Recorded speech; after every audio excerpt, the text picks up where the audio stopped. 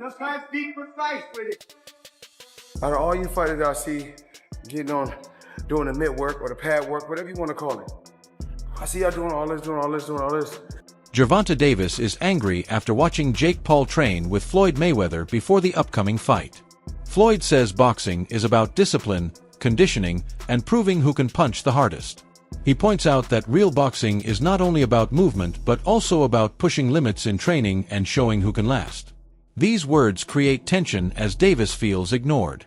At the same time, Floyd praises Jake Paul for his dedication to training and for stepping into the ring. I just like to push myself to be the best at whatever I do. It could be basketball, football. My dad introduced me to boxing in 1977, and I just took it to the next level. I love boxing, I love competing, and I love being the best. What's good with the fight camp so people can compete with one another, push each other, and it's fun. People want to see who hit the hardest, who's the fastest, who could throw the most punches, so it's a great product. It's about just competing and working hard, getting in shape, and enjoying yourself. Paulie Malignaggi's view on Gervonta "Tank" Davis is shaped by history. He points out that no matter the personal issues or tension between Tank and Floyd Mayweather, Floyd's impact on Tank's career cannot be denied. Malignaggi explains that Mayweather helped refine Tank's skills, taught him discipline, and gave him the foundation that sets top fighters apart. Even if Tank downplays Floyd's role or focuses on their current feud, the truth is that his years under Floyd's guidance built him into the fighter he is today. Was a flashy guy, and I actually liked that win for Gervonta. Ryan Garcia. Ryan Garcia, a lot of fluff again because he's a YouTuber who's never accomplished anything else besides being a YouTuber. Though there is talent there, it's unfulfilled and untapped talent, and the loss to Rolly Romero tells you that. So what has Gervonta Davis created, aside from being a manufactured creation that got a big push from Floyd Mayweather? Let's be honest here. A big push from Floyd Mayweather. And then after that, let's match him very carefully, because what do? We wanted to do the same thing with Adrian Broner, who had the balls to fight everybody. Say what you will about Adrian Broner, had the balls to fight everybody. Didn't duck a single fight. And they said, you know what? We wanted to do this with Adrian Broner. We wanted to just manufacture a star before he was made into a star. And we kind of messed up by matching him too tough. So the pendulum swung in the complete opposite direction here. It's not like you balanced it out. You went in the complete opposite direction and made this guy fight absolutely nobody constantly. And let me tell you something about the Lamont Roach fight. He's a 16-1 underdog going into the fight because they knew they didn't want to fight anybody who was a risk. There's a reason he's ducking the Lamont Roach rematch now, because now you realize, wow, this guy is a threat. Jeff Mayweather's remarks go straight to the main issue in a possible fight between Gervonta Davis and Jake Paul, the size gap. He explains that Jake is simply much bigger than Davis in both weight and body frame. Boxing has weight classes for a reason, and Jeff stresses that this matchup goes against that rule. Davis has made his name in lighter divisions, relying on speed, timing, and explosive power in his natural weight range. Jake Paul, on the other hand, has fought at cruiserweight, where fighters carry a completely different build. Jeff believes putting them in the same ring not only hurts competitiveness, but also raises questions of fairness. It's kind of weird, because Jake Paul is extremely bigger than Tank. And I mean, but with it being exhibition, it makes sense. It's fine. He got a big name that he's gonna be fighting. But I mean, it really makes no sense because he's gonna be weighing over 200 and some pounds. Tank's gonna probably be weighing maybe at the most 147, 150. So I don't even understand why the fight is happening. Promoter Eddie Hearn shared a similar view but went even further. He argued that boxing and entertainment should remain separate, and a fight between Gervonta Davis and Jake Paul dangerously mixes the two. Hearn said the matchup is not truly competitive from a boxing standpoint, but is built as a business move powered by celebrity fame and social media hype. He highlighted the clear size difference as proof that this is not about testing skills on equal terms, but rather creating a spectacle to grab mainstream attention. Hearn admitted the fight would be huge financially, drawing worldwide interest and major revenue. Still, as someone who values real competition, he finds it concerning when fights are arranged mainly for profit instead of sporting integrity. Yet, from a promoter's angle, he acknowledged it would be a strong business opportunity, delivering headlines, ticket sales, and pay-per-view success even if boxing purists feel the sport standards are compromised. Next year, and they always said that there was a chance that Jake would fight in November. I think, wasn't I the one that broke Jake Paul against Gervonta Davis 6 months ago or something? I knew that they'd agree that deal. I didn't know they were about to announce it then, but I did know that they'd agreed that deal previously. So I don't like it, if I'm honest. I mean, I think we need to really differentiate between boxing and an entertainment concept, and that's what that is. It's a freak show. It's entertainment. It's a lightweight fighting a cruiserweight. You know, with, I don't know, is it bigger gloves and certain minutes per round? I don't know what it is, but, you know, I understand the market and I understand this freak show shock kind of the world mentality of people potentially tuning in. Is that a step too far? Maybe. I mean, I hated Jake Paul against Mike Tyson, but it did massive numbers. I hate Jake Paul against Gervonta Davis. It'll probably do massive numbers. So that's when you really have to differentiate yourself between, just because you don't like it doesn't mean it isn't going to do good business. Now, whether you want to be involved with it is another kettle of fish. I don't want to be involved with it, but I do respect the fact that it's going to do big numbers. It's just not boxing. And I don't think we should promote it as boxing.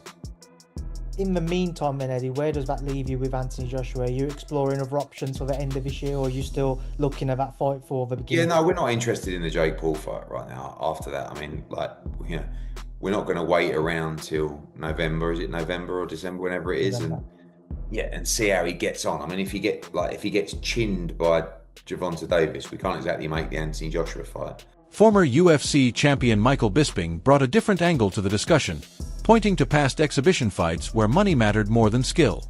He suggested that Jake Paul could realistically beat Gervonta Davis, not due to greater talent, but because of his size advantage and the financial side of the event.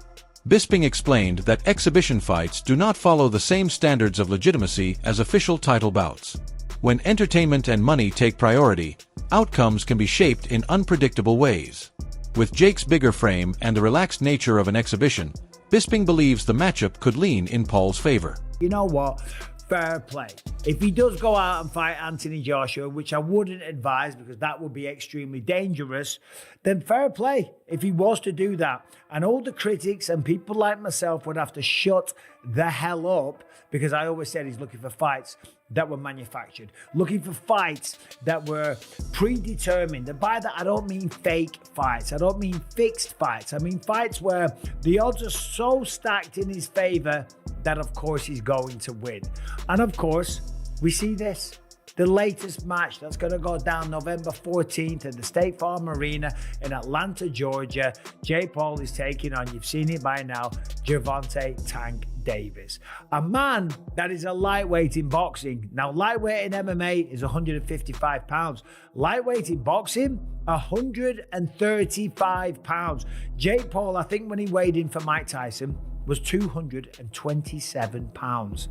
Official weight, 227.2 pounds. That is, if I'm not mistaken, a 92-pound weight difference. Almost a 100-pound weight difference. It's insane. Let's say he comes in at 200 pounds. It's still a 65-pound weight advantage, which is absolutely ridiculous. How can you be out there claiming to want to fight the best people on the planet and then going out there and taking on a guy that is maybe 92 pounds heavier, that is at least 65 pounds heavier than you? That is called one thing. That's called being a bully. It was bad enough when he fought Mike Tyson, a man that was 58 years old, and he was walking around like, I just beat the baddest man on the planet. I just destroyed Mike Tyson and went out there and I beat him, and him and his brother are all celebrating and shit like that. It's like... The Wade Concept host described Jake Paul as a skilled manipulator who knows how to provoke opponents and create openings. He argued that Jake lured Gervonta Davis into this fight by showing off his wealth, generating hype, and turning it into a financial offer too big to ignore. From this view, Davis is not chasing legacy but responding to the pull of a huge payday. The host stressed that Jake's real strength is not in the ring but in marketing, promotion, and psychological tactics. By using his platform and flaunting his fortune, Jake pushed Davis into accepting a fight that may not make sense competitively, but makes sense financially. So and again, Jake's only been boxing for 5, 6, 7 years now. It isn't necessarily far-fetched to try to have his own advantages when trying to fight other boxers that have been far more experienced than him. But this one's a little too much, right? This one is crazy because of the massive weight difference. It doesn't make a ton of sense. But again, as far as a sport fight is concerned, I want to make sure I make that clear. Again, this is not me hating on it, because I do think that both guys have been very upfront with what they're doing in this fight and what their goals are with these kind of events. But the narrative Jake's trying to create is if this is like proving anything for him fighting a real fighter when Gervonta is so much smaller than he is. It'll prove something in the fact that Jake is willing to put on great events, but it won't prove anything to the people that are asking him to fight a real fighter. I will say though, if Jake goes out and flatlines Gervonta, the casual audience that will say Gervonta smokes Jake completely and utterly, like it wouldn't even be close, that will change their minds a little bit. Not the people that know boxing, but the people that are going to watch this, the casual viewer that know the name Gervonta Davis and know the name Jake Paul. If he is to compete with Gervonta at all or look good in that fight, people will in some way accept that. Or they'll do the other thing where they just say the fight's rigged, which has never been the case, but you get what I'm saying. What Jake is doing is trying to convince a casual audience that he belongs in the ring with bigger names. If he's able to hurt Gervonta at all, that might actually do it. The undefeated lightweight champion of the world. With a record of 30-0, 28 knockouts. And this one is over. The brick He's been hand. boxing since he was 5 years old and turned pro when he was 18. Gervonta Davis at 22 becomes the youngest champion in boxing. And guess what? Just like everybody, Ryan Garcia, a longtime rival of Gervonta Davis, gave a harsh take. He dismissed Jake Paul's move as nothing more than a cheap publicity stunt. In Garcia's view, the only reason Davis agreed to the fight was money. He argued that real fighters chase legacy, titles, and history, not paychecks. Facing a much bigger opponent, Garcia said, takes away from the purity of competition. Instead of proving himself against worthy challengers, Davis was tempted by financial gain. Garcia's remarks also carried a tone of rivalry, since he and Tank have traded words for years. Still, his comments echo a common belief that this fight is less about skill and more about profit. To him, the decision lacks dignity and hurts the credibility of everyone involved. Who's that last week shook up the boxing game? Jake Paul versus Tank, right? Oh, yeah. Like, everyone's talking about it. It's a whole thing. A lot of people liked it, didn't like it. Yeah. How did you feel when you first saw that it was a thing? It pissed me the fuck off, bro. Yeah, why? It's just disappointing on mainly Jake's end. You know, we're not falling for the Disney Channel bit no more. We're not falling for you're not a fighter no more. We're not falling for that. You know, you're ranked as a cruiserweight and you're out here trying to fight a lightweight. And then on top of it, you were just talking about fighting Anthony Joshua. That doesn't make no sense. And, you know, I just felt like it was a disgrace to boxing and kind of it was not a good move by Jake Paul. You know, I understand people saying, you know, Gervonta got to go get his money, you know, blah, blah, blah. But, like, we're not talking about that shit. We're talking about the sport, bro. We're not talking about, oh, you got to get that money, bro. Yeah, but everybody's open to criticism. That's the whole point of this media shit. Right. That's why they talk about basketball players. They don't talk about, well, LeBron's making too much. Like, nobody cares, bro. If LeBron's missing the shot, he's missing the fucking shot. So at the end of the day, bro, I just thought it was a disgrace to the sport. Because on one end, you know, you got the casuals, right? The casuals don't see the weight difference. They see Jake Paul and Gervonta Davis. Yeah. And if Gervonta Davis doesn't fuck up Jake Paul, they're going to think Jake Paul is some pound-for-pound champion type of fighter. Yeah. And to me, that's just, it's tricking the public, and it's kind of bullshit, bro, at the end of the day. Because at the end of the day, if Gervonta was Jake Paul's size, we wouldn't even be having this conversation. There probably wouldn't even be a fight. Yeah, you know what I mean? So I just think that it's a disgrace to... Former champion Sean Porter pointed out a familiar pattern in Jake Paul's boxing career. Fighters take his challenges for money, not respect. He explained that Jake has been able to bring credible names into the ring because of the financial reward involved. Still, despite building a bigger resume, Jake has not gained real admiration from the boxing world. Porter stressed that money can create opportunities, but respect comes from skill, legacy, and meaningful wins. Most fighters see Jake as a payday, not a true rival, and that keeps him from being fully accepted by traditional fans. While Jake's impact as an entertainer is undeniable, his role in boxing remains divisive. For Porter, this matchup is just another example of a big event built on money rather than the respect that defines great careers. I like when it's all said and done and when you guys go off, they go into the next man. Yeah. So if y'all can make a big payday, go get that payday. The sport of boxing don't love you. And that's the problem with this sport. It's like what Jake Paul did, man, it's crazy, but people getting paid off of it. Yeah. So if he can call any one of y'all out and y'all can get that payday, I say go get it, baby. I'm not mad at it. For me, and I'm not mad at this move at all for Tank Davis, but I think when it comes to boxing fans, there's an essence that comes with this sport, and it's an essence that hasn't been lost, unlike other sports.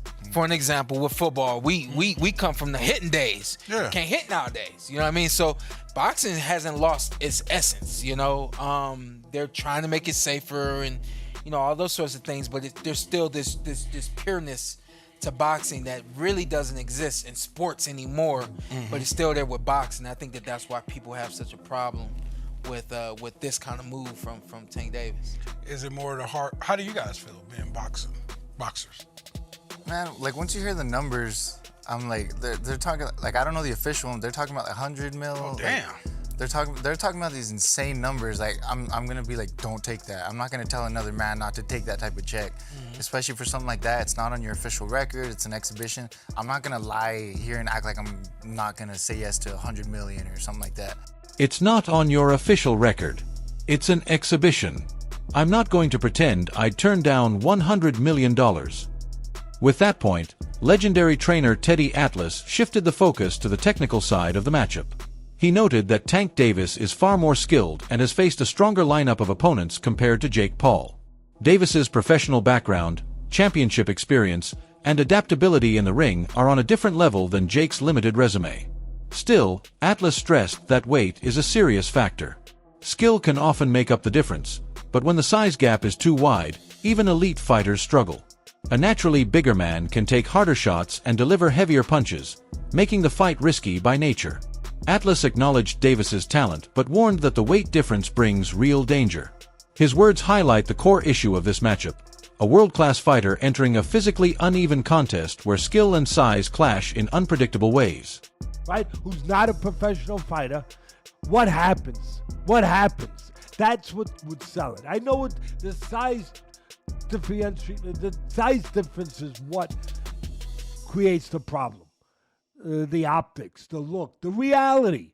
I mean, you got one guy who's fights at 135 pounds, and you got another guy who fights at 200. I mean, just that alone, yeah. But you also, and I'm not saying I want this or I like this when I heard it. No, I didn't like it, to be honest, for the optics and everything else I just said. But you do have one guy who, yeah, he's smaller, but he's a top fighter, he can punch, and he's fighting a guy who's not a top pro fighter, who's bigger. What if he hits him on the chin? What if he hits him on the chin? It'll wind up selling. And that's what'll wind up selling it. The what if. What if Tank makes him do a cha-cha? He hits him on the chin, and Jake Paul, we're going to find out if he can dance. Whoa, whoa, whoa, whoa. You know, do the cha-cha. That's what's going to sell it. And you can't argue that what if. You can't. I know I get to places that other people won't go and everything else, that just dismiss stuff because it's easier to do that. It's safer to do that. You don't have to bows and arrows coming at you from people that argue with you because you did that, but I don't care. That wraps up today's video. Stay tuned for the next one.